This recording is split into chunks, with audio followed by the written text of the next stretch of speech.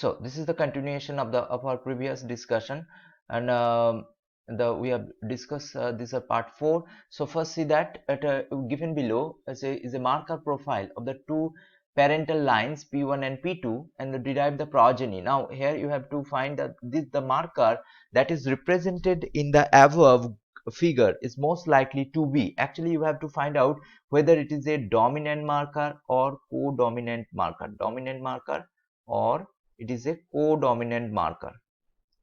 Co-dominant marker.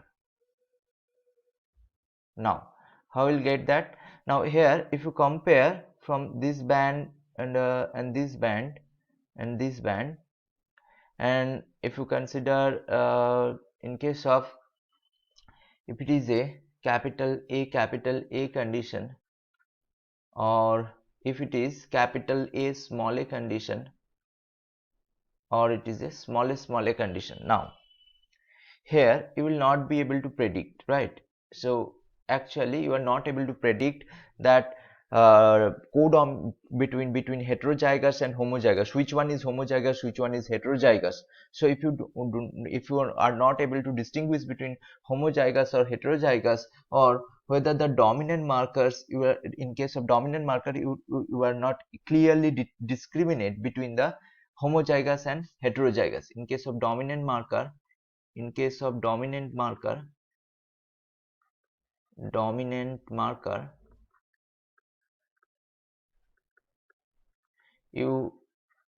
are not able to clearly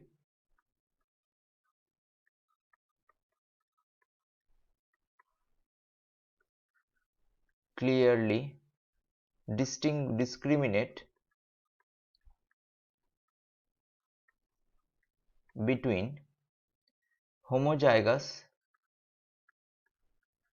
and heterozygous. Homozygous and heterozygous.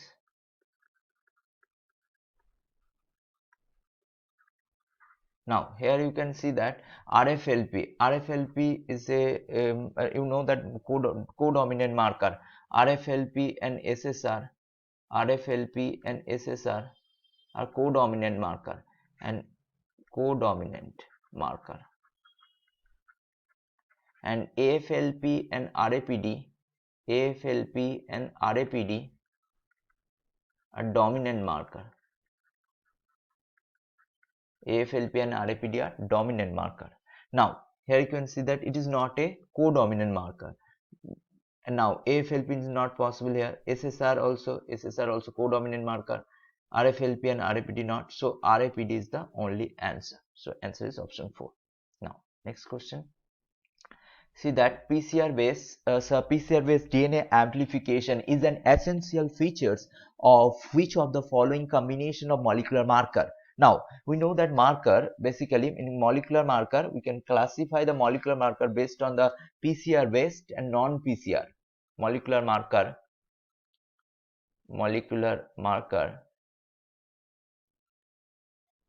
PCR based or polymerase chain reaction based, PCR based or non-PCR.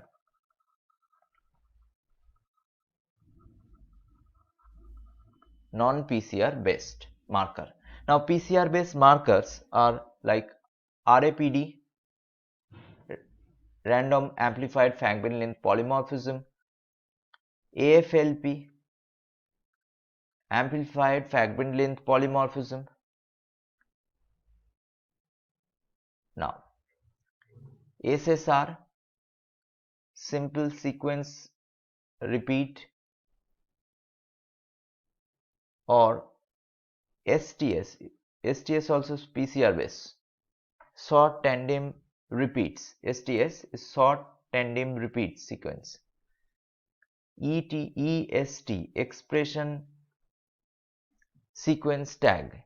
EST, expression sequence tag. Non-PCR based method is RFLP. It is a non-PCR based method, or restriction fragment length polymorphism. Now PCR based amplification is an essential feature of which of the following combination? Well, RFLP is here. Now RFLP is here, RFLP is here. So RFLP is not a PCR based method, it is a non-PCR based method. AFLP, SSR and RAPD are the PCR based method, right? So AFLP, RAPD, SSR, EST. EST is the expression sequence tag. Expression sequence tag. Expression sequence tag. STS, short tandem repeats. Short tandem repeats. SSR, simple sequence repeat. SSR, simple sequence repeat. Sequence.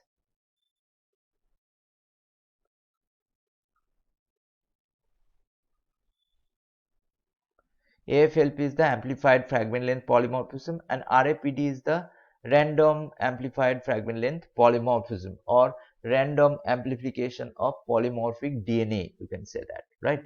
So answer is option 2.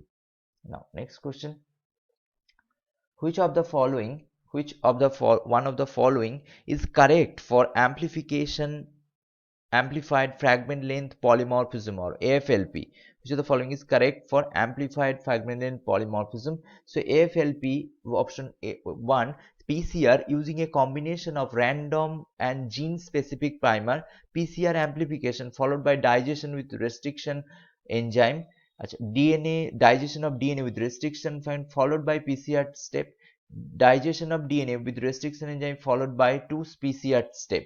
Now in case of AFLP, actually it's a PCR amplification followed by digestion with restriction enzyme or amplified fragment length polymorphism, right? So option 2 is the correct answer.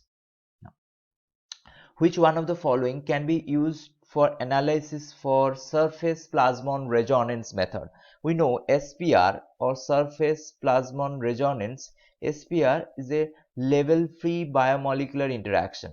Through this technique we can analyze the interaction between two proteins by it's a level free biomolecular interaction can be analyzed by SPR technique or surface plasmon resonance technique. So radio level DNA probe can be analyzed by protein structure and optical density of a solution. It's a level free biomolecular interaction. Level free biomolecular interaction can be known by the method of. So in case of SPR, actually SPR is the protein binding interaction without labeling. Through SPR method can be analyzed through protein binding interaction without labeling. Protein binding interaction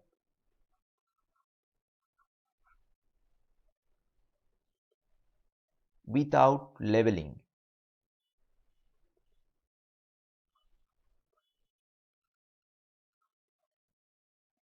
Or you can say that it's a level free biomolecular interaction can be determined by the SPR technique. And in SPR, actually K-on and let's say association constant can be calculated and KD, that is dissociation constant, can be calculated, and the equilibrium constant equal to KD, K on dissociation constant K off by K on or KD by K on. That is, these are from that dissociation constant you can calculate the binding value, right? In case of here you will get graph time versus utilization, receptor utilization. So first plateau phase, first phase, and then here come plateau and then KD, and these are the Ka or association constant. And from that you can analyze the protein binding interaction without labeling, right? So these are the method for SPR, surface plasmon resonance or SPR technique. Here actually one of the prismatic configuration used, that's called Chris-Man configuration. Sometimes in question paper this also come, Chris-Man configuration used in SPR technique. SPR, right? So next question we will see. In case of molecular polymorphism marker are already known with respect to tobacco mosaic virus resistance in tobacco. Among these, which marker system will you will select that will be simple and economic and less time consuming? And these are the EST SSR. EST SSR is the more simple, economic and less time consuming. So answer is option 4 is the correct answer. Now, a protein has one tryptophan and one tyrosine. Assuming molar extinction coefficient at 280 nanometer of the tryptophan and tyrosine as 3000 and 1500 mole inverse second. Now you have to calculate the molar concentration. We know that formula. Absorption. Know that A equal to epsilon Cl, right? Epsilon Cl. Now here A is the absorbance. Absorbance is given. Absorbance here. Absorbance 0.09. So A is given 0.90. Now epsilon. Epsilon here you have to calculate by the adding the two, because here two amino acid is given 280 nanometer, one is tryptophan and tyrosine. You have to add 3000 plus 1500, that is 4500. It will be the epsilon. Now C is that you have to calculate the concentration of C. You have to find out C, and L is the path length is given. It's considered as a 1 and 1. So here you put that value. So C will come up, C equal to, so A equal to 0.90, epsilon equal to 4500, C is the concentration. C you have to calculate, and now C equal to 0.90 by 4500. Now you have to calculate here in terms of millimole, right? Now here you will get almost 1 by 5000. If you calculate, you will get 1 by 5000. So 1 by 5000 means 0.2 into 10 to the power minus 3 equal to 0.2 millimole. You can simplify this calculation. 0.90 by 100 into 1 by 4500, right? So 0 gone, 9 5, so 500, right? So you will get 0.2 millimole. So answer is option 2. So here you have to careful that if it is given 2, then you have to add. So assume that molar excitation coefficient at 280 nanometer, tryptophan is also given, tyrosine is also there. So if it's given 2 amino acid, and then you have to add the molar extinction coefficient of them and then put the data, right? Now in case of here, a protein undergoes post-translational modification. A protein undergoes post-translational modification in an experiment to identify the nature of the modification. Experimental result is obtained, right? In SDS page, isoelectric focusing, so there is no change in PI. Mass spectrometry analysis showed that modification was on serine. Now serine modification can be possible, and serine have a phosphorylation also there, but here is a most appropriately it will be the glycosylation of the protein. That's a glycosylation of the protein, because here the protein moves slowly in the SDS page, because of it is because due to glycosylation become heavy, that's why it's moved slowly. Another is the it's if it is a why it is not phosphorylation, because here